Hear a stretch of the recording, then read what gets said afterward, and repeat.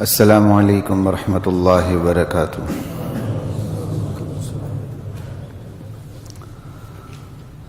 ان الحمد للہ نحمده ونستعینه ونستغفره ونؤمن به ونتوکل علیہ ونعوذ باللہ من شرور انفسنا ومن سیئات اعمالنا من يهده الله فلا مضل له ومن يضلله فلا هادي له ونشهد أن لا إله إلا الله وحده لا شريك له ونشهد أن محمدا عبده ورسوله أما بعد فأعوذ بالله من الشيطان الرجيم بسم الله الرحمن الرحيم سبح اسم ربك الأعلى الذي خلق فسوى والذي قدر فهدى۔ پاکی بیان کریں اس رب کی جو رب برتر ہے، جس نے تخلیق کی کاریگری دکھائی، فسوى اور کمال کی دکھائی، ہر چیز کو اپنے تناسب پہ رکھا، توازن میں رکھا۔ والذی قدر، اس رب کی پاکی بیان کرو جس نے تقدیر بنائی،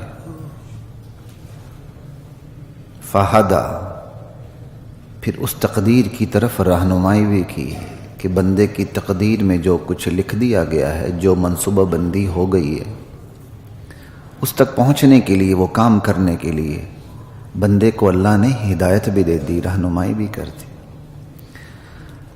آج تقدیر کے حوالے سے آخری نشست ہے انشاءاللہ۔ میں بھی تھک چکا ہوں تو میں نے کہا میں بھی اب تقدیر کو سمیٹ دوں۔ موضوعات تو زیادہ نکلتے تھے لیکن جو ضروری باتیں الحمدللہ وہ مکمل ہیں۔ اور میرا خیال یہ اویس چوتھی نشست ہے، پانچویں ہے؟ چوتھی، تیسری نہیں ہے جی۔ تو یہ چوتھی اور آخری نشست ہے تقدیر کے حوالے سے۔ اللہ کی ذات، آواز آ رہی ہے؟ اللہ کی ذات مجھے، آپ کو، ہم سب کو دین سمجھنے کی توفیق عطا فرمائے۔ میں نے پہلے ہی گزارش کی تھی، تقدیر کوئی پیچیدہ چیز نہیں ہے۔ اللہ تعالیٰ نے تو قرآن کریم میں تقدیر کو پانی بنا کر حلق سے اتار دیا۔ اب اگر ہم خود نہ سمجھیں تو ایک الگ بات ہے۔ گزشتہ جمعے میری آپ سے جو بات چل رہی تھی وہ تقدیر، تدبیر اور توکل کا جو کنیکشن ہے آپس میں، ربط کیا، اس پہ بات ہو رہی تھی۔ وقت ختم ہو گیا، ایک دو مثالیں رہتی ہیں اس کی، تو آج وہ اسی موضوع پر ایک دو مثالیں مکمل کرنے کے بعد پھر تقدیر کے جو اثرات زندگی پہ پڑتے ہیں وہ اختصار کے ساتھ بیان کر کے بات کو انشاءاللہ ختم کروں گا۔ تقدیر، تدبیر اور توکل، اور یہ میں آپ کو بتا چکا ہوں تقدیر کیا ہے۔ اللہ تعالیٰ نے اپنے پیشگی علم کی بنیاد پر مخلوق کے حوالے سے جو منصوبہ بندی اور پلاننگ کی، اسے لوح محفوظ میں درج کر دیا ہے۔ اب یہی منصوبہ بندی جو لوح محفوظ میں لکھی ہوئی ہے، اسے تقدیر کہتے ہیں۔ لا الہ الا اللہ۔ اور پھر میں نے آپ کو یہ بات بھی بتائی، تقدیر اور تدبیر میں توکل کا جوڑ ہوتا ہے۔ بندہ مومن جب تدبیر کرتا ہے تو تقدیر اللہ کی طرف سے ہوتی ہے، اس میں توکل کا جوڑ ہوتا ہے۔ بندہ تدبیر کرنے کے بعد اللہ پہ بھروسہ کرتا ہے۔ اس حوالے سے یوسف علیہ السلام کی مثال آئی، یعقوب علیہ السلام کی اولاد کی مثالیں آئیں، ٹھیک ہے، خود یعقوب علیہ السلام نے جو تدبیر کی۔ اب آج کی اس نشست میں دو مثالیں یعقوب علیہ السلام کی پیش کروں گا کہ یعقوب علیہ السلام نے کس طرح تدبیر کی اور اللہ نے پھر اوپر سے نتیجہ کیا سنایا اور کہا کیا۔ اللہ کا تو اپنا اللہ کی اپنی ایک شان ہے، وہ شان بے نیازی ہے۔ اللہ اپنی قدرت کو تو ظاہر کرتا۔ یہ قحط کے زمانے کی بات ہے، جب وہ میں نے خواب کی گزشتہ جو میں آپ سے بات کی تھی کہ قحط پڑے گا اور 7 سال کا ذخیرہ آئندہ 7 سال کے لیے کام آئے گا۔ تو بہرحال جب مصر کے مضافات میں بھی آس پاس سب طرف قحط پڑا، غلہ لینے کے لیے برادران یوسف نے مصر کا رخ کیا۔ اس وقت تو تخت پہ کون بیٹھے ہوئے ہیں؟ یوسف علیہ السلام ہے۔ غلہ لینے کے لیے برادران یوسف مصر کے لیے چل پڑے۔ باپ یعقوب علیہ السلام نے حسن تدبیر کے طور پر تاکید کرتے ہوئے فرمایا یا بنی لا تدخلوا من باب واحد وادخلوا من ابواب متفرقہ، میرے بیٹو ایک ہی دروازے سے سارے داخل نہ ہونا. ٹھیک ہے، 10 بیٹے ہیں، نظر تو لگ جاتی ہے نا اللہ چاہے تو، کہ ایک ہی دروازے سے سارے داخل نہ ہونا، الگ الگ دروازوں سے داخل ہو جانا. شہر کی فصیل ہوتی تھی، جس طرح لاہور بھی دروازوں میں بند تھا، تو مصر شہر اس کی فصیل تھی، اس کے دروازے تھے کہ الگ الگ دروازوں سے داخل ہونا، ایک ہی دروازے سے داخل نہ ہونا، کہیں نظر نہ لگ جائے، بلا وجہ کسی سے ٹکراؤ نہ ہو جائے، یا کوئی اس پردیسی جتھے کو شک و شبے کی نگاہ سے دیکھنے نہ لگے. ایسے ہی ہوتا نا آج کل. ہمارے حالات کیا ہیں؟ پرویز مشرف کے دور کی بات ہے، میں یو اے ٹی میں پڑھاتا تھا، کلاس سے جب میں باہر نکلتا تھا تو میرے گرد الحمدللہ طلبہ کا ہجوم ہوتا تھا. باقاعدہ مجھے منع کیا گیا تھا، یعنی حفظ ما تقدم کے طور پر، کہتے ہیں احتیاط کریں، کیونکہ جب مارشل لائی دور ہوتا ہے تو پھر ہر محکمے میں پھر مارشل لا ہی لگا ہوتا. تو وہاں بھی ایک ریٹائرڈ جنرل صاحب براجمان تھے وہاں، تو مجھے ڈپارٹمنٹ سے کہا گیا احتیاط سے کام لے، 3 لڑکے بھی اکٹھے ہو جاتے ہیں تو ان کے سر میں درد شروع ہو جاتا ہے. تو بات بتانے کی یعقوب علیہ السلام نے کو جس چیز کا خدشہ لاحق ہوا کہ پردیس میں جا رہے ہیں، 10 بھائی ایک ساتھ ایک دروازے سے داخل ہوں گے تو کوئی ان کو دہشت گردی نہ سمجھ لے، کچھ اور ہی نہ سمجھ لے، یا 10 بھائی ہیں اور نبی کے بیٹے ہیں، کیا خوبصورتی ہوگی، کیا جسامت اور قد کاٹ ہوگا کہ کہیں نظر نہ لگ جائے، یا بلا وجہ کسی سے ٹکراؤ نہ ہو جائے، جس طرح پچھلی دفعہ مری کی خبریں آ رہی تھی، جو یہاں سے سیر کرنے جا رہے ہیں تو وہاں ان کی لڑائیاں ہو جاتی تھیں. تو جو مقامی بندے ہوتے ہیں تو مقامی بندے اپنے بل میں تو چوہا بھی شیر ہوتا ہے نا، تو مقامی بندے شیر ہو جاتے ہیں. پھر کب بلا وجہ کسی سے ٹکراؤ نہ ہو جائے، ایک دروازے سے داخل نہ ہونا.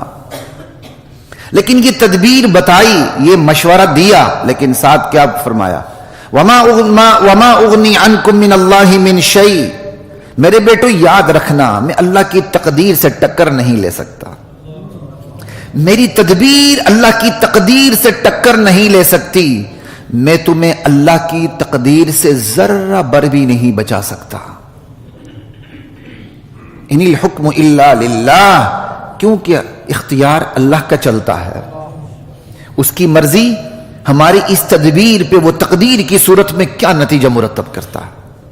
علیہ توکلت، میں نے تمہیں بطور تدبیر یہ مشورہ تو یہ حکم تو دے دیا، لیکن بھروسہ مجھے اپنے مشورے اور حکم پہ نہیں، صرف اللہ پر ہے.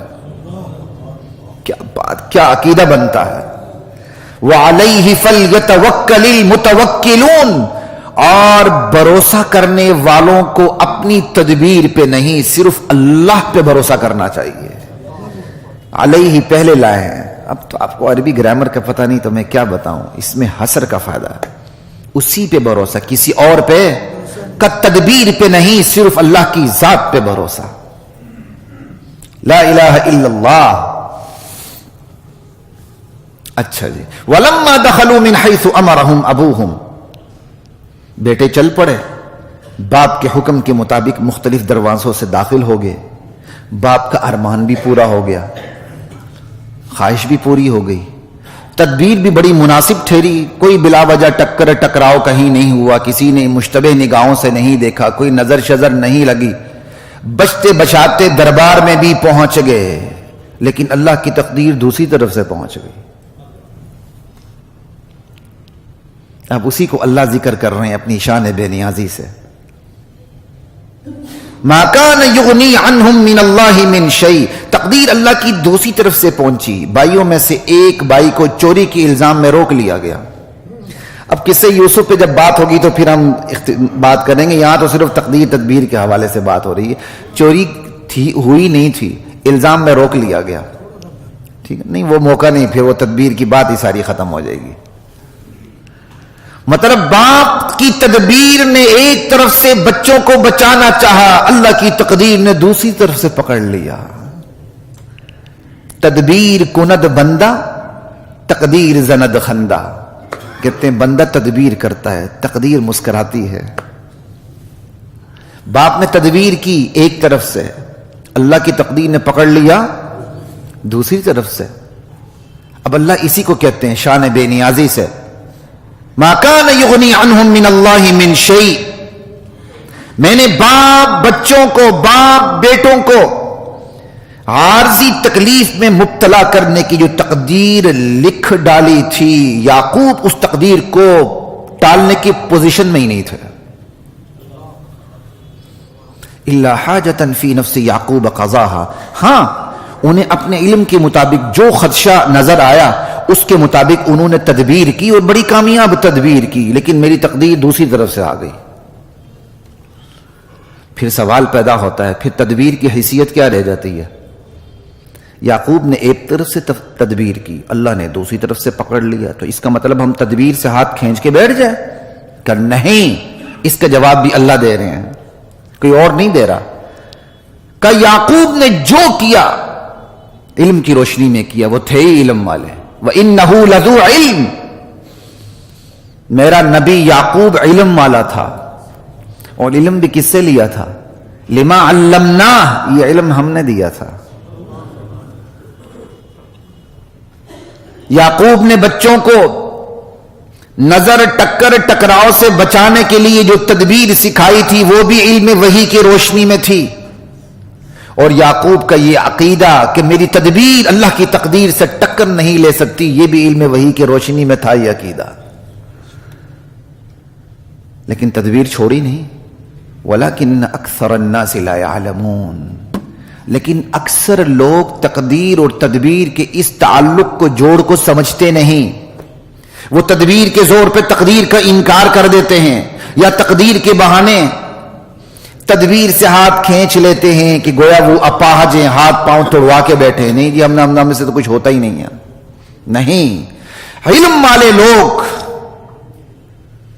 والے لوگ تقدیر اور تدبیر دونوں کو ضروری سمجھتے ہیں، دونوں کو خدائی حکم سمجھتے ہیں، ہر حکم کو اس کے مقام پہ رکھتے ہیں، تدبیر کو اپنا کام سمجھتے ہیں، تقدیر کو اللہ کا کام سمجھتے ہیں، اپنے کام پر اللہ کے کام کو برتری دینا، اپنے کام پر اللہ کی کام کی برتری سمجھتے ہیں۔ تدبیر اختیار کرنے کے بعد جو نتیجہ بھی برآمد ہو اس پر راضی ہو جاتے ہیں۔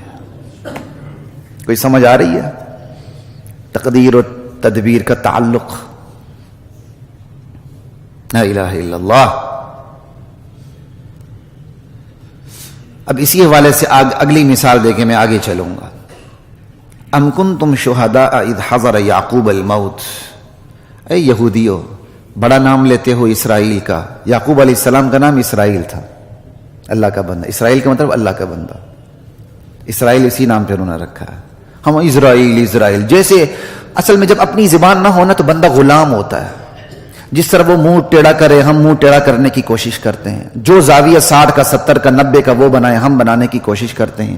ایکسنٹ ہم سے بنتا نہیں ہے، جو لفظ وہ بگاڑے ہم بگاڑتے ہیں۔ اب وہ ایس کو زی کی طرح پڑھتے ہیں، ہم نے بھی اسی طرح شروع کر اسرائیل۔ ارے بھائی اسرائیل، قرآن کہتا ہے اسرائیل نہیں، بلکہ وہ تو حضرت اسرائیل علیہ السلام کا نام بن گیا۔ پھر اسرائیل، بھائی اسرائیل جب یہ حسبہ بل آیا تھا تو ایک اچھے خاصے اس وقت کی ایک صاحب اقتدار شخصیت میرے سامنے پڑھ رہی تھی، حسبہ بل، حسبہ، انا للہ۔ میں کہا میں ان کو کیسے ٹوکوں؟ بھائی حسبہ کا مطلب تو حزب سے ہو گیا، پھر گروہ ہو گیا، بات ہی ختم ہو گئی۔ حسبہ کے اندر سے تو آپ نے احتساب ہی نچوڑ کے باہر نکال دیا۔ بہرحال بندہ غلام ہوتا ہے تو پھر غلام کی تو اپنی کوئی کہانی نہیں ہوتی نا۔ آقا پینٹ پھاڑ کے چلے، یہ پینٹ پھاڑ کے چلتا ہے۔ آقا پینٹ اتار دے، یہ پینٹ اتار دیتا ہے۔ آقا نکر پہنے، یہ نکر پہنتا ہے۔ آقا نکر بھی اتار دے تو یہ بھی نکر اتار دیتا ہے۔ اس کی تو کوئی اپنی اوقات نہیں ہوتی غلام کی۔ ہماری حیثیت اللہ ذوالجلال کی قسم بنی اسرائیل سے بھی گری پڑی حیثیت ہے ہماری۔ لا الہ الا اللہ۔ جو لوگ لباس سے لوگوں کو پہچانے، کردار سے نہ پہچانے، وہ کس لیول پر ہیں آپ سوچیں ذرا تھوڑا سا. خیر اپنے موضوع پہ ہم رہتے ہیں. یعقوب علیہ السلام پہ موت کا وقت آتا ہے. کہتے ہیں یہودی ہو تم بڑا نام لیتے ہو نا اسرائیل کا, ذرا دیکھو جب یعقوب علیہ السلام پہ موت آ رہی تھی تو انہوں نے کون سی تدبیر اختیار کی تھی. آج بندے پر موت آ جائے تو بندہ کیا کرتا ہے؟ جلدی جلدی وراثت تقسیم کرنے لگتا ہے, یہ کرنا, لڑنا نہیں, یہ کرنا, وہ کرنا. لیکن یعقوب علیہ السلام کو کون سی فکر کھائی جا رہی تھی, ذرا یہ بھی تو دیکھیں. کما تعبدون من بعدی, بچوں کو کھٹا کیا, کہ میرے بیٹوں میرے بعد کس کی عبادت کرو گے؟ کیا فکر لگی ہوئی ہے. ما تعبدون من بعدی, میں تو جا رہا ہوں, یہ بتاؤ میرے بعد اطاعت کس کی کرو گے, عبادت کس کی کرو گے؟ بچوں نے تسلی دی. نعبد الہک و الہ آبائک ابراہیم و اسماعیل و اسحاق الہا واحدا ونحن له مسلمون. ابا جان بے فکر رہے ہیں, ہمارے آباء و اجداد جو سچا دین چھوڑ کے گئے, ابراہیم کا, اسماعیل کا, اسحاق کا, جو اللہ ہی کی عبادت کرنی ہم اسی کی عبادت کریں. آپ بے فکر ہو جائیں, ایمانداری سے بتائیں. یعقوب علیہ السلام کی اس تدبیر کی روشنی میں میرے سمیت ہر والد سوچے, ہر ماں سوچے کہ اس نے یعقوب علیہ السلام کی طرح تدبیر کی, فکر کی, یہ فکر کی اور یوں فکر کی. اولاد کی تربیت کے حوالے سے یا نہ کرنے کے حوالے سے ہم چھوٹ سکتے ہیں؟ ہر والد اپنی جگہ سوچے. اب اس پہ زیادہ بات کرنے کا مجھے موقع نہیں ہے, ہر والد سوچے. لا الہ الا اللہ, ہر والد سوچے. صرف تقدیر اور تدبیر پر سوالات پال لینا, موشگافیاں پال لینا, سمجھ آئی, یہ کوئی کمال والی بات نہیں ہے. کبھی تقدیر اور تدبیر کو ایسا بھی سمجھا کریں, یوں بھی سمجھا کریں جس طرح قرآن نے سمجھایا ہے. خیر تقدیر, تدبیر, توکل کے جوڑ پر جو براہ راست بات تھی وہ یہاں ختم ہو رہی ہے. اگرچہ ختم تو ہوتی نہیں, تو تقدیر کا تو حوالہ وہ تو ہر جگہ ہی آتی ہے. لیکن ابھی جو میں جس حوالے سے آپ کے سامنے بات کرنے لگا ہوں وہ ہے انسانی زندگی پر تقدیر کے اثرات کیا ہیں. تقدیر کے ماننے یا نہ ماننے کے اثرات انسانی زندگی پر, انسان کی شخصیت پر, اس کی پرسنالٹی پر کس طرح اثر کرتے ہیں. جو تقدیر کو مانے وہ توحید کو مانے, جو توحید کو مانے وہ تقدیر کو مانے. توحید اور تقدیر یہ لازم و ملزوم ہیں. جو تقدیر کو نہ مانے وہ توحید کو نہ مانے, جو توحید کو نہ مانے وہ تقدیر کو نہ مانے. توحید اور تقدیر پر ایمان لانے کا نتیجہ یہ ہے کہ بندہ شرک کرے تو کیسے کرے. جو بندہ اللہ کی تقدیر پہ, اللہ کی توحید پہ ایمان لاتا ہے وہ شرک کیسے کرے. تقدیر تو خدائی پلاننگ کا نام ہے, وہ تو اللہ کے ہاتھ میں ہے. تو بندہ کسی اور کے پاس کیا لینے جائے جب سب کچھ اللہ کے ہاتھ میں ہے تقدیر, تو بندہ کسی اور کے پاس کیا لینے جائے. شرک کیسے کرے, بدشگونی کیسے لے, نحوست پر یقین کیسے کرے, نجومی کے پاس کیسے جائے, ہاتھ کیسے دکھائے, فال کیسے نکالے, جادوگروں کے پاس حاضری کیسے دے, گالیوں سے نمبر کیسے نکالے, عزت نفس کو پامال کیسے کرے, ستاروں کی چالوں پر, ہاتھ پاؤں کے کڑوں پر, انگوٹھیوں کی نگینوں پر, کالے پیلے داغوں پر وہ یقین رکھے تو کیسے رکھے. ارے خاندانی منصوبہ بندی کا شکار ہو تو کیسے ہو. اب بھی تو اللہ اکبر کہے نا, اس میں تو سب مبتلا ہیں. تقدیر پر ایمان رکھنے والا خاندانی منصوبہ بندی کا شکار کیسے ہو سکتا ہے. جو شکار ہوئے ہیں ان ملکوں کی حالت دیکھ لیں, وہ آپ کو بلاتے ہیں ہمارے پاس آ جاؤ, ہمارے شہری بن جاؤ. آپ خوش ہوتے ہیں, یورو مل رہے ہیں, ڈالر مل رہے ہیں, اپنی ذہانت, اپنی وفاداری, سب کچھ وہاں دے آتے ہیں. انسان کی ذہانت سے بڑھ کر بھی کوئی سمگلنگ ہے جو آج ہو رہی ہے. ماں باپ خوش ہوتے ہیں, بچہ ڈالر بھیج رہا ہے. لا الہ الا اللہ. اور جو تقدیر اور توحید پر ایمان نہیں رکھتا اس سے شرک ہو سکتا ہے, وہ بدشگونی لے سکتا ہے, وہ نحوست پر یقین کر سکتا ہے, وہ نجومی کے پاس جائے گا, ہاتھ دکھائے گا. آج نجومی سارے آپ کی میڈیا پہ بیٹھے ہوئے ہیں. جو فٹ پاتھوں پہ بیٹھے ہوتے تھے وہ لیپ ٹاپ لے کے میڈیا میں بیٹھے, وہ لیپ ٹاپ کو ایسے دیکھتے ہیں جیسے لوہے محفوظ ہے.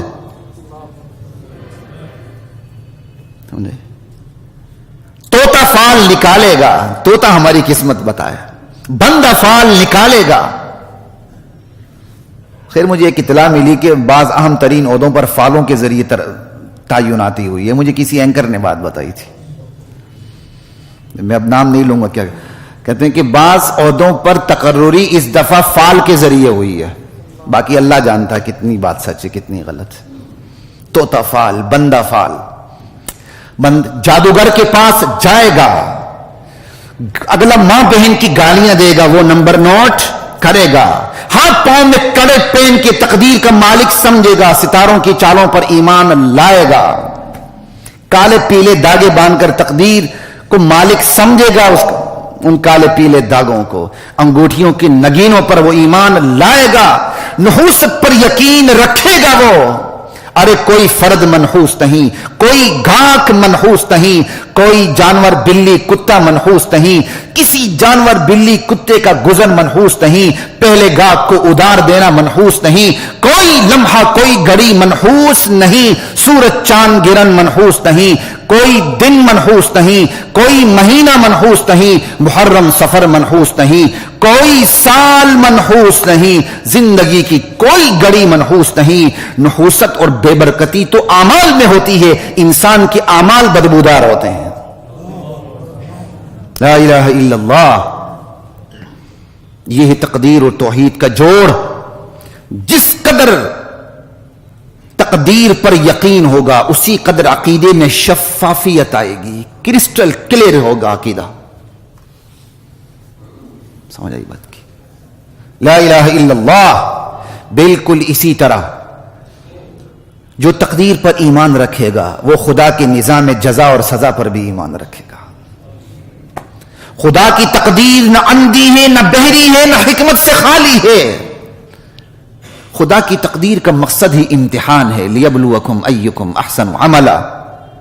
امتحان کے لیے مہلت ملتی ہے، تیاری کر لو، یہاں تک کہ دار الامتحان ایگزامینیشن ہال میں بھی مہلت ملتی ہے، امتحان سے پہلے بھی مہلت ملتی ہے، امتحان کے بعد نتیجہ نکلتا۔ نتیجہ کب نکلتا وہ آپ کے بس میں نہیں ہوتا، یہ ممتحن کی مرضی ہوتی نتیجہ کب نکلے۔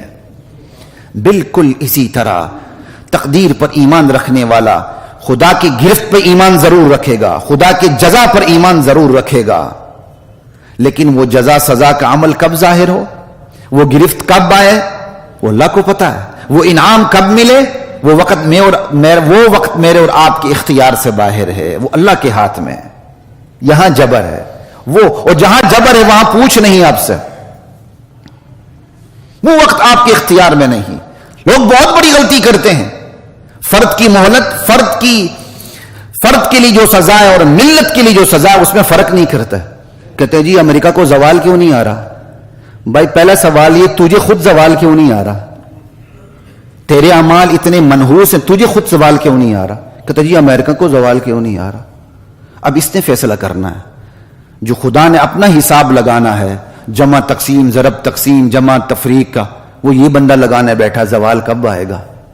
ارے بھائی خدا کا جو نظام سزا اور جزا ہے، قانون مکافات، وہ قانون مہلت کے بعد عمل درآمد ہوتا ہے اس کا، اور جو مہلت ہے اس کا تعلق بندے کی زندگی سے ہے۔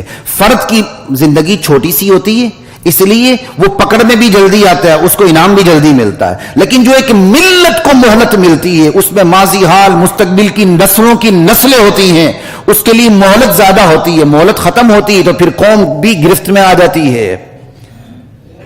قوم کی گرفت کو بندے کی گرفت پر قیاس مت کریں۔ کہتے جی فلاں ملک کو زوال کیوں نہیں آ رہا؟ فلاں ملک کے اندر خابیاں ہیں تو خوبیاں بھی ہیں، اور تمہاری وہ اپنی وفاداریاں بھی ہیں جو ان کے حق میں استعمال ہو رہی ہیں، تو زوال کیوں آئے؟ بنی اسرائیل ظلم کا شکار تھی قوم، فرعون اوپر سے مسلط تھا، تو اس میں بنی اسرائیل کی کوئی غلطی نہیں تھی، اس نے کچھ بھی نہیں کرنا تھا۔ اپنا کام اللہ پہ نہ ڈالیں، جو کام اللہ نے آپ کے سپرد کیا پہلے وہ تو کریں، اس کے بعد کہیں زوال کیوں نہیں آتا، اس کے آپ کہیں گے بھی نہیں کہ زوال کیوں نہیں آتا۔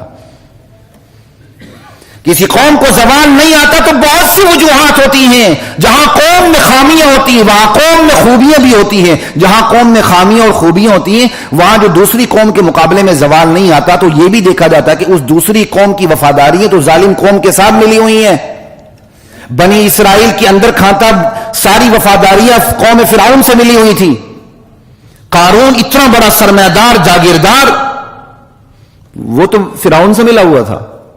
जब आपकी अपनी वफादारियां अमेरिका के साथ होंगी, जब आपकी अपनी वफादारियां कुफरी ताकतों के साथ होंगी, तो फिर जवाल जल्दी आएगा। खुदा के यहां अपना एक कानून है, इंशाअल्लाह मुकाफात पे मुस्तकिल बयान होगा। इस पे लोग खुदा का निजाम सजा और जजा को समझ के नहीं एतराज करते हैं। अल्लाह ने चाहा मुकाफात पे मुस्तकिल बयान होगा। आज थोड़ी सी इतनी ही बात मैं कर देता हूं, काफी है। बात ये याद रखें, फर्द और मिल्लत की तकदीर एक दूसरे से जुड़ी हुई है। फर्द और मिल्लत की तकदीर एक दूसरे से जुड़ी हुई है। फर्द मुआशरे से जुड़ा हुआ है, मुआशरा रियासत से जुड़ा हुआ है, रियासत सियासत से जुड़ी हुई है, सियासत क़ियादत से जुड़ी हुई है। अब उल्टा करें, क़ियादत सियासत से जुड़ी हुई है, सियासत रियासत से जुड़ी हुई है, रियासत मुआशरे से जुड़ा हुआ है, मुआशरा फर्द से जुड़ा हुआ है। तो मरकजी नुक्ता क्या हुआ? फर्द। मरकजी नुक्ता फर्द है। अल्लाह ने फर्द के लिए मुआशरा बनाया है, अल्लाह ने फर्द के लिए रियासत बनाई है, अल्लाह ने फर्द के लिए सियासत बनाई है, अल्लाह ने फर्द के लिए क़ियादत बनाई है। मंजूर नजर फर्द है और अल्लाह का मकसूद भी इसी फर्द की इस्लाह है। मैं मुख्तसर तरीन अल्फाज में अल्हम्दुलिल्लाह समंदर आपके सामने रख रहा हूं, अगर आपको इसकी कदर हो तो, वरना जाए किताबों को कंगालें, आपको पता चल जाएगा। और जब फर्द में तब्दीली आती है, अगर वो फर्द निचली सतह पर है, तब्दीली ऊपर की तरफ आती है। तब्दीली ऊपर की तरफ आती, नीचे फर्द ठीक हो, उसके असरात मुआशरे पर, रियासत पर, सियासत पर, क़ियादत पर। अगर ऊपर की सतह पर फर्द ठीक हो तो तब्दीली का रुख नीचे की तरफ हो जाता है।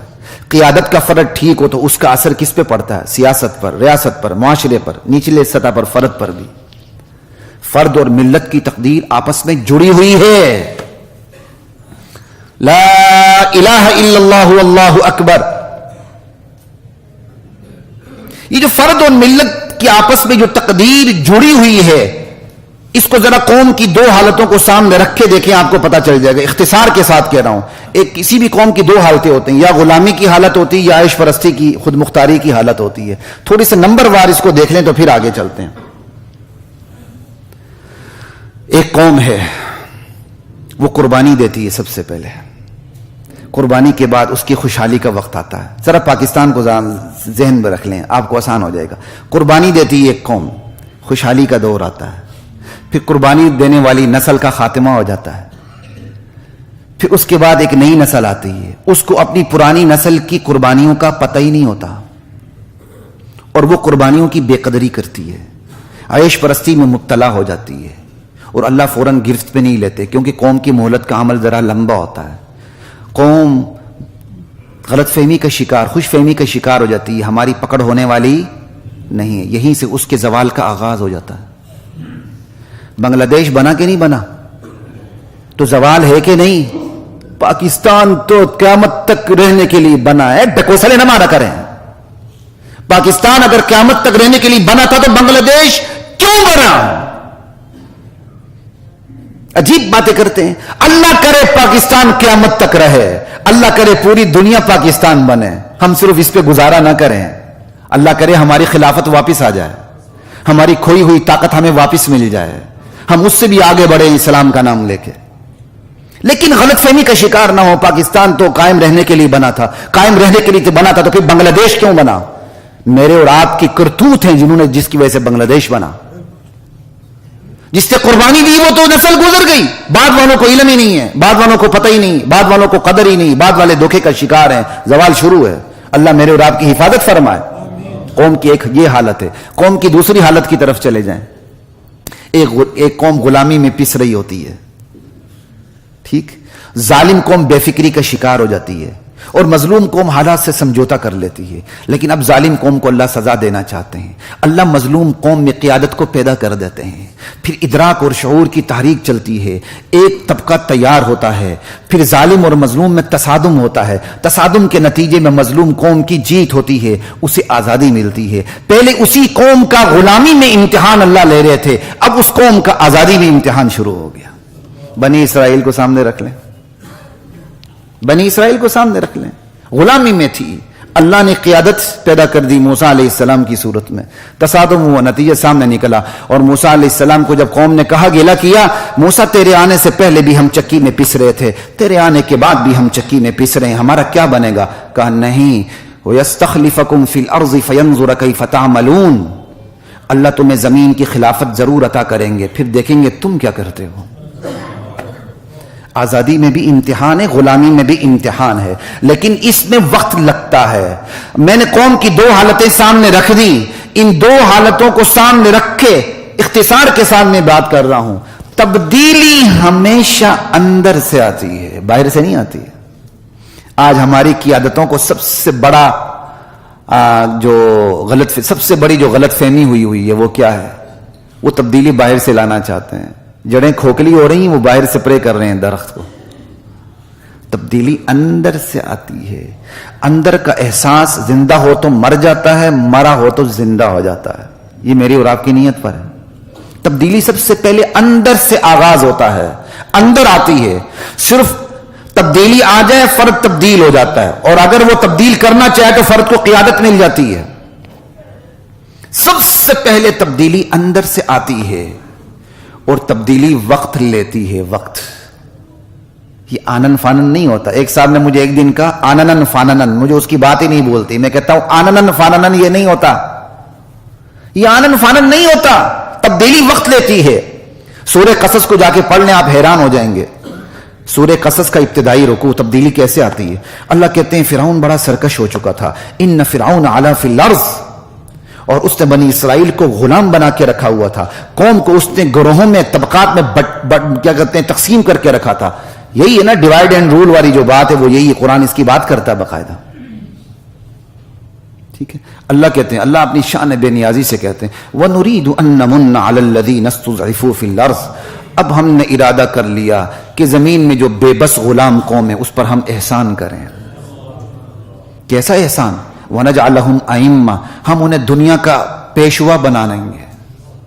وَنَجْعَلَهُمُ الْوَارِثِينَ، ہم انہیں زمین کا وارث بنائیں گے۔ وَنُمَكِّنَ لَهُمْ فِي الْأَرْضِ، ہمیں ان زمین میں اقتدار عطا کریں گے، اور جو جن کے پاس اقتدار ہے ان کو برا انجام دکھا دیں گے، جس کا دڑکا ان کو لگا ہوا ہے۔ تو پھر کیا ہوا؟ یکا یک موسیٰ اوپر سے نہیں اترے، کیا ہوا؟ موسیٰ علیہ السلام کی پیدائش ہوئی۔ موسیٰ علیہ السلام کی پیدائش سے فرعون کی سلطنت کا زوال شروع ہو چکا تھا۔ تبدیلی اس طرح وقت لیتی ہے۔ ہم کہتے ہیں بس ہمیں اقتدار دے دو، 2 دن میں لاکھوں کا کروڑوں کا ڈالر پار سے آ جائے گا، چھوکرا سا ہے اچھلتا ہے، سب کچھ باہر آ جائے گا، یہاں آ جائے گا، سب کچھ بدل جائے گا۔ بدلو نا، بدلو۔ تبدیلی اندر سے آتی ہے، اندر سے سب سے پہلے تبدیلی وقت لیتی ہے، اور تبدیلی میں فیصلہ کن کردار کا ہوتا ہے۔ تبدیلی میں فیصلہ کن کردار طاقت کا نہیں ہوتا۔ طاقت ثانوی حیثیت رکھتی ہے، ضرور اس کا اپنا ایک کردار ہے، لیکن فیصلہ کن کردار طاقت کا نہیں، ورنہ فرعون کبھی بھی نہ مرتا۔ نوح علیہ السلام چند آدمیوں کے ساتھ کبھی بھی نجات حاصل نہ کرتے، نبی علیہ السلام چند آدمیوں کے ساتھ پوری دنیا کو فتح نہ کرتے۔ طاقت فیصلہ کن نہیں ہے، کردار فیصلہ کن ہے۔ اور پھر یہ بھی یاد رکھیں، فرد اور ملت کی تقدیر ایک دوسرے سے جڑی ہوئی ہے۔ فرد نے ملت کا خیال رکھنا ہے، وہ فرد ہی نہیں جو ملت کے مفادات کو قربان کرے، اور ملت نے فرد کا خیال رکھنا ہے، وہ ملت شمار نہیں ہوتی جو فرد کو بلڈوز کر کے رکھ دے۔ اس کی بہترین مثال اشتراکیت ہے۔ کیپٹلزم کے خلاف میدان میں اتری اشتراکیت، کمیونزم، سوشلزم، لوگوں کو روٹی کپڑا مکان سے بھی محروم کر دیا۔ لائنوں میں لگ کے روٹی رو، جانوروں کی طرح چارہ کھاؤ، جاؤ، تمہاری کوئی ملکیت نہیں، کوئی آنرشپ نہیں، تباہی پھیلا دی۔ اس لیے وہ کیپٹلزم سے پہلے تباہ ہو گئی. اور اس کی بدترین مثال ہمارے ملک کی بھی ہے. ٹیکس کے نام پر فرد کو انہوں نے پیس کے رکھ دیا. کوئی نظام ہے؟ موٹر سائیکل والا بھی وہی پیٹرول بھراتا ہے، اتنا ہی ٹیکس دیتا ہے. ایک پجیرو پہ بیٹھ کے آتا ہے وہ پیٹرول بھراتا ہے، وہ بھی اتنا ہی ٹیکس دیتا ہے. کوئی نظام ہے؟ فرد اور ملت کی تقدیر آپس میں جڑی ہوئی ہے. فرد کو ملت کا خیال رکھنا ہے، ملت کو فرد کا خیال رکھنا ہے. گیس کہاں سے نکلتی ہے؟ مستفید کہاں ہوتے ہیں؟ جہاں سے گیس نکلتی ہے وہاں مٹی کا تیل، مٹی کا دیا جل رہا ہے. حشر ہے، پھر کہتے ہیں علیحدگی پسند تحریکیں اٹھتی ہیں. ارے حقوق سب کو دو، ملت کا فرض ہے کہ حقوق سب کو دے. میرے تعلق گلگت بلتستان سے. ایک دفعہ میں نے ویسے بات کی، وہاں بجلی کے بل بہت کم آتے ہیں، لوگ کوئی اپنی مرضی سے دیتے ہیں نہیں دیتے ہیں. شاید اس حوالے سے کوئی بات تھی تو میں نے کہا یار تم لاہور میں آ کے دیکھو کتنے کا یونٹ پڑتا ہے، تمہیں پتہ چل جائے. تو شاید یہی بات ہو رہی تھی کم و بیش، یا دو باتوں کو میں ملا کے کہہ رہا ہوں، مجھے یاد نہیں آ رہا. انہوں نے کہا ٹھیک ہے پھر ہمیں پانی کی رائلٹی دے دیں. ہمیں پورے پاکستان کو پانی تو ہم دے رہے ہیں، تمہارا اب دیکھ راوی سوکھا ہوا ہے نا، آپ کا انحصار تو اب گلگت بلتستان سے آنے والے پانی پر ہے، آپ کے گلیشیئرز پر. باقاعدہ مجھے یہ بات بھی بتائی گئی کہ گلگت کے وفد نے جب فیڈرل میں جا کے بات کی کہ ہمیں پانی کی رائلٹی دی جائے تو یہاں وفاق میں ایک جواب یہ بھی ملا، پانی کو روک لو. پھر اب اس سے محبت پھیلے گی کہ نفرت پھیلے گی؟ چلیں جی آج نہیں روک سکتے ہیں، کل روک دیا تو پھر فرد نے ملت کا خیال رکھنا ہے. ملت کے مفادات کا سودا کرنے والا فرد غدار ہے. بالکل اسی طرح جو ملت اپنے فرد کے حقوق کا خیال نہیں رکھتی وہ ملت نہیں رہتی. زوال پذیر قوم زوال کے نتائج کو اسباب سمجھنے لگتی. یہ بھی بہت بڑی خدا کی مار ہے. کہتے جی ہمارے زوال کا سبب یہ دہشت گردی ہے. نہیں ہے دہشت گردی زوال کا سبب. کس نے کہا؟ دہشت گردی تو خود نتیجہ ہے. آپ کے معاشرے میں انصاف فراہم ہو رہا؟ نہیں، انصاف فراہم نہ ہونے کا نتیجہ دہشت گردی ہے. کہتے جی ہمارے زوال کی وجہ یہ ہے کہ وحدت کی کمی ہے. وحدت کی کمی کوئی زوال کی وجہ نہیں، وحدت کی کمی خود نتیجہ ہے کسی اور چیز کا. وحدت کی بنیاد قرآن ہے. کبھی ہماری عوام نے اور حکمرانوں نے، ریاست، سیاست، قیادت نے، فرد نے، معاشرے نے ایک آنکھ سے بھی قرآن کی طرف دیکھا؟ کہتے جی ہمارے زوال کی وجہ وحدت کی کمی ہے، ہمارے زوال کی وجہ کرپشن ہے. نہیں ہے کرپشن ہمارے زوال کی وجہ، کرپشن خود نتیجہ ہے، ریزن نہیں ہے. خدا خوفی کا سامان کیا، نظام تعلیم، نصاب تعلیم، نسلوں کی تربیت. جب نسل میں خدا خوفی نہیں ہے تو کرپشن اس کا نتیجہ ہے. سبب خدا خوفی کا نہ ہونا ہے. ہمیشہ یاد رکھیں چند افراد ہوتے ہیں جو بیج کی طرح دفن ہو کے اپنی قوم کے لیے قربانی دیتے ہیں، پھر فصل بہارا ہوتی ہے. بیج کیا کرتا ہے؟ بیج خود دفن ہوتا ہے اور ہزاروں بیجوں کو زندگی دے دیتا ہے. بالکل اسی طرح کتنے بیج دفن ہوتے ہیں؟ چند ایک. فصل بہارا کتنی ہوتی ہے؟ پوری دنیا. بس چند ایک لوگوں نے بیج کی طرح، تخم کی طرح دفن ہونا ہے. اپنے آپ کو قوم کی تعمیر کے لیے مٹی گارا بننا ہے. قوم کی گالیوں کی پرواہ، قوم نے تو بڑی نبیوں کی قدر نہیں کی، میرے اور آپ کی کیسے قدر کرے گی؟ قوم نے تو نبیوں کو لہو لہان کیا، میرے اور آپ کے ساتھ کہاں اچھا سلوک کرے گی؟ کوئی پرواہ نہ کریں، قوم کی تعمیر کے لیے بیج کا کردار ادا کریں، انشاءاللہ فصل بہارا ہوگی. حضرات محترم، میں آگے کی طرف چلتا ہوں. تقدیر اور تعلق مع اللہ. تقدیر کے ذریعے بندے کو اللہ تعالیٰ نے اپنی ذات سے جوڑ دیا ہے. آپ کا جس سے مطلب ہوتا ہے آپ اس کے پاس چل کے جاتے ہیں، چاہے وہ آپ سے چھوٹا ہو. اللہ تعالیٰ نے بندے کے سارے مطلب، ساری مرادیں اپنے پاس رکھنی تاکہ بندہ میرے پاس چل کے آئے. تقدیر کے ذریعے اللہ نے بندے کو اپنے ساتھ جوڑ دیا ہے. ہر تعلق سے بڑھ کر یہ تعلق، ہر وقت اس تعلق کا اظہار. محبت بھی اللہ سے، خوف بھی اللہ سے. اللہ سے خوف، اللہ کے عذاب سے خوف. خشیت بھی اللہ سے. خشیت کسے کہتے ہیں؟ کسی کی محبت کی وجہ سے آپ اسے ڈرتے ہیں. یعنی آپ کے دل میں کسی کا احترام اتنا ہوتا ہے کہ آپ اس سے ڈرتے ہیں، یار میری یہ بات کہیں اس کو بری نہ لگ جائے. یہ خشیت ہے. محبت بھی اللہ سے، خوف بھی اللہ سے، خشیت بھی اللہ سے، امید بھی اللہ سے، یقین بھی اللہ سے. وہاں بے نیازی نہیں، والا پرواہی نہیں. آئی جب تیری یاد تو آتی چلی گئی، ہر نفس سے ماں سوا کو مٹاتی چلی گئی. فنا فی اللہ کی تہ میں بقا کا راز مضمر ہے. جسے مرنا نہیں آتا اسے جینا نہیں آتا. ماں ہر چی خاندائم فراموش کردائم، اللہ حدیث یار کے تکرار میں کنیم. جو پڑھا بھول چکا، صرف اللہ کا جو سبق پڑھا وہ یاد ہے. یہ ہے تعلق مع اللہ. تقدیر کے ذریعے بندہ اللہ سے جڑ جاتا ہے. یہ ہیں تقدیر کے نتائج انسانی زندگی پر. حضرات محترم، تقدیر پر میں نے 4 نشستوں میں آپ کے سامنے بات کی ہے. ان سب کا خلاصہ 5-10 منٹ میں آپ کے سامنے تھوڑا سا جو ٹو دی پوائنٹ بات ہے وہ عرض کر دیتا ہوں. تقدیر مجھے اور آپ کو بے اختیار نہیں بناتی، بلکہ محدود پیمانے پر خود مختار بناتی ہے. حضرت علی نے اس طرح اس کو سمجھایا ہے کہ ایک پاؤں اٹھا لو، کہا اٹھ گیا، کہا دوسرا پاؤں بھی اٹھا لو، نہیں اٹھ سکتا، کہا بس اتنا اختیار ہے. ٹھیک ہے، یہ ہے.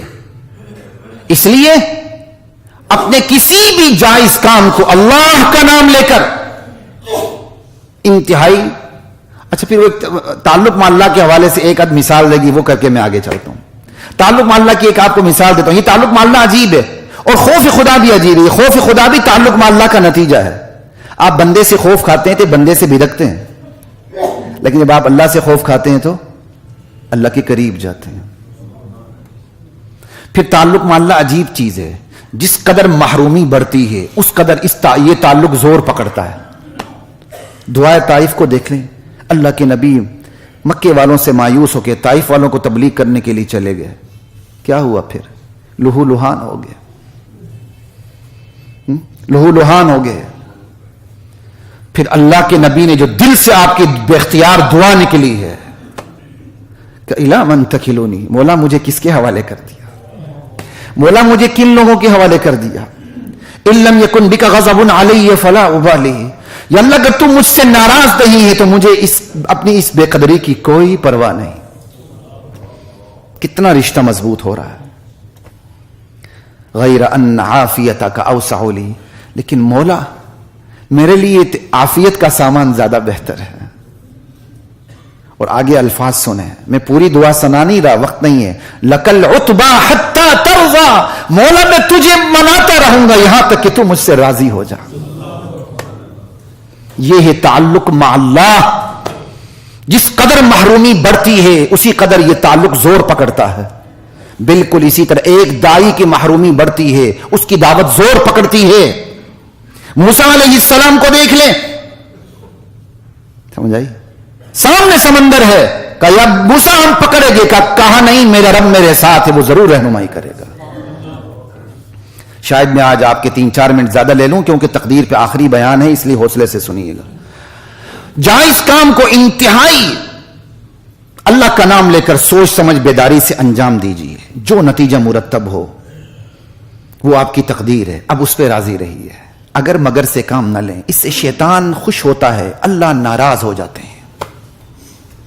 اور اپنے جائز کام کے لیے تمام ممکنہ جائز وسائل، ذرائع اور اسباب کو اختیار کیجیے. یہ توکل کے خلاف نہیں، یہی تو توکل ہے، انبیاء کی سنت ہے. لیکن اب آپ کا کام ختم ہو گیا، اللہ کا کام شروع ہو گیا. آپ کی تدبیر کے نتیجے میں اللہ وہی نتیجہ مرتب کریں گے جو آپ کے لیے خیر ہو، جس میں آپ کے لیے خیر ہو، نہ کہ وہ نتیجہ جو آپ کی خواہش ہو. ہاں خیر اور خواہش جمع ہو جائے تو کیا ہی بات ہے. ہماری مایوسی کی ایک بہت بڑی وجہ یہ ہے کہ ہم پہلے سے قبل از وقت اپنی تقدیر طے کر کے اس کے لیے تدبیر شروع کر دیتے ہیں. جب حسب منشا تقدیر برآمد نہیں ہوتی تو مایوس ہو جاتے ہیں. نہیں، مایوسی کی کوئی وجہ نہیں. آپ نے تدبیر کی، آپ نے کوشش کی، آپ نے اپنا جائز حق لینا چاہا، آپ کو ضرور صلہ ملے گا. ضروری نہیں کہ وہی ملے جو آپ چاہتے ہیں، بلکہ کہیں اس سے بھی اچھا مل سکتا ہے، اس کے برابر بھی مل سکتا ہے. اگر اس سے کمتر بھی ملے تو خیر ہی ملے. جس طرح دعا کی قبولیت کی مختلف صورتیں ہیں، اس طرح تدبیر کی کوشش و کاوش کی قبولیت کی بھی مختلف صورتیں ہیں۔ آپ نے ڈاکٹر بننا چاہا، انجینئر بننا چاہا، آپ نہیں بن سکے، لیکن آج آپ جس پوزیشن پر ہیں آپ شکر ادا کرتے ہیں، مولا تیرا شکر میں ڈاکٹر انجینئر نہ بنا، ورنہ میں آج اس پوزیشن پہ کیسے ہوتا۔ اور اگر آپ کو بظاہر کمتر پوزیشن ملے تو یقین جانیے اسی میں آپ کے لیے خیر ہے۔ جو آپ نے چاہا وہ اللہ کے علم میں بہتر نہیں تھا، اس لیے سچویشن ڈسٹرب نہیں ہوئی، صورتحال ڈسٹرب نہیں ہوئی، بلکہ بہتر ہوئی۔ یہی تو تقدیر ہے۔ تو تقدیر پر ایمان رکھیں، اللہ پہ بھروسہ کریں، نیتیں درست رکھیں، دشمن کی تدبیریں بھی آپ کے حق میں کام کرنے لگ جائیں گی، وگرنہ آپ کی اپنی تدبیریں آپ پر الٹ جائیں گی۔ برادران یوسف کو دیکھ لیں، برادران یوسف نے یوسف علیہ السلام کو باپ کی نظروں سے دور کیا، کنویں میں ڈال دیا، غلام بن گئے، فروخت ہو گئے، تہمت لگ گئی، جیل ہو گئی۔ پھر کیا ہوا؟ تمام تدبیریں الٹ گئی، یوسف علیہ السلام تخت سلطنت پہ بیٹھ کے نبی بھی بن گئے۔ یہ ہے اللہ بادشاہ کی بے نیاز تقدیر۔ محمد الرسول اللہ کو ہجرت پہ مجبور کیا گیا، دیش سے پردیس کیا گیا، گھر سے بے گھر کیا گیا۔ مکے میں نبوت تھی، مدینے میں پہنچے تو ریاست بھی مل گئی، اسلام کو اسلام کے لیے اقتدار بھی مل گیا، اور جب مکے واپسی ہوئی تو فاتحانہ واپسی ہوئی۔ اگر نیت درست ہونا تو آپ کی اپنی غلط تدبیر بھی آپ کے حق میں چلی جاتی ہے۔ اللہ تعالیٰ کے نبی موسیٰ علیہ السلام اپنی بنی اسرائیل قوم کو اندھیرے میں لے کے چل پڑے، بھاگ نکلے، اور اچانک جب بالکل صبح روشن ہوئی تو دیکھتے ہیں سامنے بحر کلزم ہے، راستہ غلط کر کے آگے، جہاں جانا تھا وہ راستہ خطا ہو گیا، اور اللہ کے علم میں یہی راستہ تھا۔ پھر کیا ہوا آپ کے سامنے ہے۔ حالانکہ موسیٰ علیہ السلام سے راستے میں غلطی ہوئی تھی، اب سامنے سمندر ہے، پیچھے فرعون کا لشکر ہے، پھر کیا ہوا؟ جو ہوا آپ کے سامنے۔ اور اگر نیت درست بھی ہو، اگر نیت غلط ہو، یعنی نیت درست غلط اگر آپ کی درست ہے تو غلط تدبیر بھی اچھا اثر کر سکتی ہے، اور اگر نیت غلط ہو تو درست تدبیر بھی الٹی پڑ جاتی ہے۔ جیسے فرعون اور اس کی بیوی نے، جو بعد میں مسلمان ہو گئی، اپنے وائٹ ہاؤس میں موسیٰ علیہ السلام کو منہ بولا بیٹا بنا لیا، ایسے ہی ہے نا؟ تو پھر کیا ہوا؟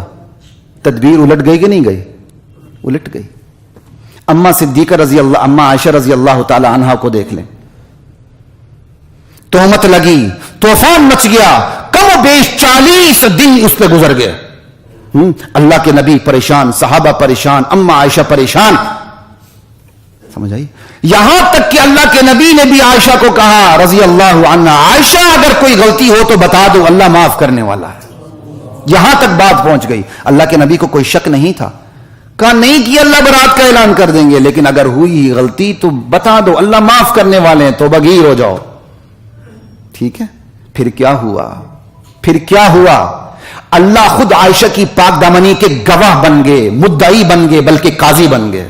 کبھی ایسا مقدمہ دیکھا ہے کہ ایک ہی ہستی مدعی بھی ہو، گواہ بھی ہو، قاضی بھی ہو؟ عائشہ کی پاک دامنی میں اللہ اس طرح حمایت میں اترا ہے، مدعی بھی بن گئے، گواہ بھی بن گئے، قاضی بھی بن گئے۔ قرآن عائشہ کی حمایت میں اترتا چلا گیا، اور منافقین کی چاریں اس قدر الٹی پڑ گئیں۔ اب جو اما عائشہ کی پاک دامنی کا انکار کرتا ہے، اسلام اس کے کان سے پکڑ کر اسلام کی سرحدوں سے باہر چھوڑ آتا ہے۔ اب اما عائشہ کو جو یہ اٹھان ملی وہ مخالف تدبیروں کی بدولت ملی۔ توکل ان کا اپنی جگہ، مخالف تدبیریں نہ ہوتی تو یہ اٹھان ملتی؟ حضرات محترم، ان چیزوں کو سوچیں۔ لا الہ الا اللہ۔ اس لیے درست سمت میں خدا کی منشا کے مطابق کوشش کریں، یہ آپ کی تدبیر ہے۔ پھر کوشش کرنے کے بعد بھروسہ اپنی کوشش پہ نہ رکھیں، اللہ پہ رکھیں، یہ آپ کا توکل ہے۔ پھر اس کوشش کے نتیجے میں جو نتیجہ برآمد ہو اس پر راضی ہو جائیں، یہ آپ کی تقدیر ہے۔ اور تقدیر پر راضی ہونا سیکھیں، اگر مگر سے کام نہ لیں۔ اگر مگر سے شیطان خوش ہوتا ہے، اللہ ناراض ہو جاتے ہیں۔ تقدیر پر راضی ہونا سیکھیں۔ کیوں؟ آپ کچھ بھی نہیں جانتے، اللہ سب کچھ جانتے ہیں۔ آپ سے بڑھ کر اللہ آپ کا خیر خواہ ہے۔ عسیٰ ان تکرہوا شیئا وہو خیر لکم وعسیٰ ان تحبوا شیئا وہو شر لکم۔ ایک چیز تمہیں اچھی لگے، اللہ کے علم میں وہ تمہارے لیے بری ہوتی ہے۔ ایک چیز تمہیں بری لگے، کچھ بعید نہیں کہ وہی جو تمہیں بری لگ رہی ہے، اللہ کے علم میں وہ تمہارے لیے اچھی ہو. واللہ یعلم، ارے اللہ ہی سب کچھ جانتے ہیں. وانتم لا تعلمون، تم کچھ بھی نہیں جانتے. تو تقدیر، اس کا سب سے بڑا تحفہ اللہ کے ساتھ تعلق ہے. اللہ کے ساتھ، اس سے بڑا تحفہ نہیں ہے تقدیر کا. اور جب اللہ کے ساتھ تعلق ہے تو خدا کے لیے اللہ سے اچھا گمان رکھیں. اللہ کہتا ہے انا عند ظن عبدی بی، میں اپنے بندے کے گمان کے ساتھ ہوتا ہوں. بندہ جیسا گمان کرتا ہے ویسا سلوک کرتا ہوں. وانا معه حيث يذكرني، وہ جہاں مجھے پکارتا ہے میں وہاں ساتھ ہوتا ہوں. وہ ایک بالش چلتا ہے میں ایک ہاتھ چلتا ہوں. وہ 2 ہاتھ میری طرف بڑھتا ہے میں ایک ہاتھ بڑھتا، ایک بالش بڑھتا ہے میں ایک ہاتھ بڑھتا ہوں. وہ ایک ہاتھ بڑھتا ہے میں 2 ہاتھ بڑھتا ہوں. وہ چل کے آتا ہے میں دوڑ کے آتا ہوں. تقدیر کا سب سے بڑا انعام اللہ سے تعلق ہے. 4 نشستوں میں الحمدللہ میں نے آپ کے سامنے تقدیر پہ بات کی. اللہ کی ذات، اللہ تعالیٰ نے تو تقدیر کو پانی کی طرح حلق سے اتار دیا. اگر میں اور آپ نہ سمجھے تو ایک الگ بات ہے. اللہ کی ذات ہمیں سمجھنے، سمجھانے اور عمل کرنے کی توفیق عطا فرمائے. وآخر دعوانا الحمدللہ رب العالمین.